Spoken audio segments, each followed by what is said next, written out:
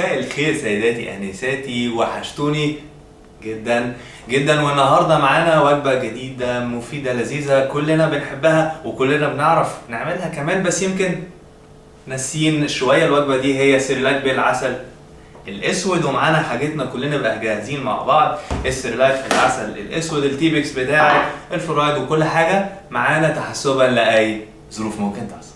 طبعا الناس مستغربه ازاي الواحد في السن ده ياكل عسل اسود، عشان كده بنتاكد البرطمان بتاعنا لونه اسود تماما.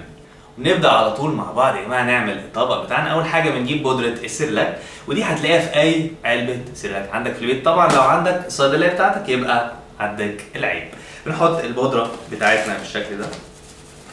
طبعا يا جماعه علبه السيرلاك الواحده بتحتوي على 82% من احتياجك من السيرلاك في اليوم الواحد، وده طبعا حسب المعدل استهلاك السعرات الحراريه بتاع العامل المنجم العادي. بالشكل ده اعتقد سهل جدا لحد دلوقتي. طبعا بعد كده يا جماعه بيجي دور اللبن طبعا بتجيبوه من اي بقره. البقره طبعا مش هتديهولكوا طواعية، لكن بالذوق كل حاجه هتمشي، ولو في مشكله ممكن تسالوا هناك. بعد كده بنجيب المعلقه بتاعتنا ونبتدي ان احنا نصب اللبن براحه خالص بالشكل ده. بعدين نمسك المعلقه بتاعتنا، ولازم تكون بتاعتنا، بنقلب بالشكل ده، وبنشوف هنا منظر بديع جدا جدا، اختلاط البودره اللي جايه من العلبه مع اللبن اللي جاي من بره.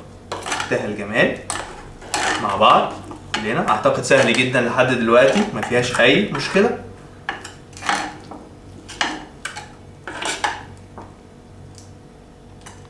بعد كده بنجيب العسل الاسود. العسل الاسود طبعا زي ما احنا عارفين جاي من قصب السكر.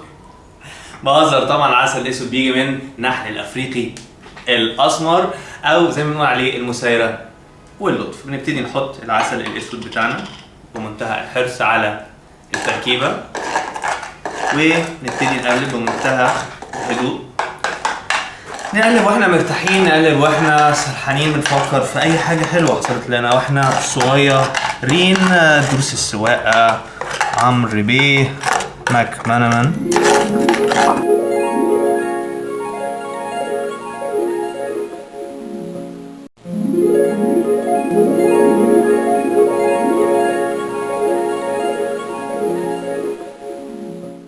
بعد كده بيتبقى لنا يا جماعه اخر خطوه خالص خالص خالص، مش عايز اطول عليكم، وهو ليمون الشجر المفضل بتاعي. ليمون الشجر بنجيبه طبعا من مكان اللي هو موجود فيه، ان احنا بمنتهى الاستظراف طهق حاسس النهال والحياه في الشاكل نقلب خالص بالشكل ده. نستنى عليها. اول لما بنلاقيها زي ما هي بالظبط بنبتدي ان احنا ندوق مع بعض.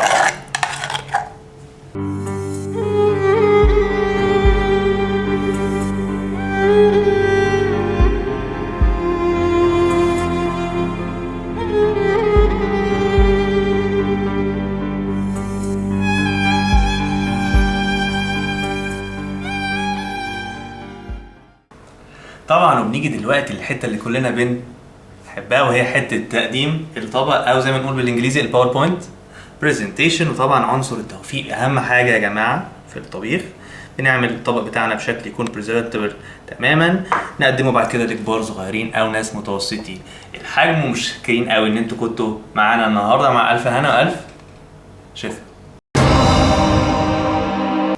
والنهارده في مفاجأة جميلة جدا. الشيف الياس دحل معانا هنا. ايوه معانا هنا في الاستوديو، جاي لنا مخصوص من لبنان. استاذي العزيز الشيف الياس، مرحبا. وهتقدم لنا الديزرت النهارده او الطبق الحلو، ونشوف مع بعض شيف الياس والمفاجأة الجميلة. موز.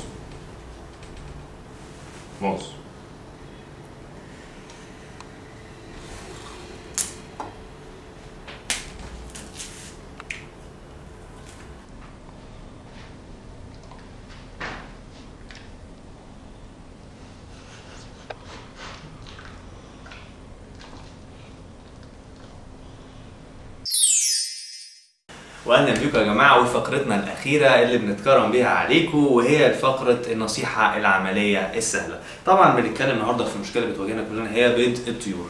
بيض الطيور لما بيتسلق عمرنا ما بنعرف نتعامل معاه، دايما بيبقى عندنا مشكله وفي الاخر بيض رمي.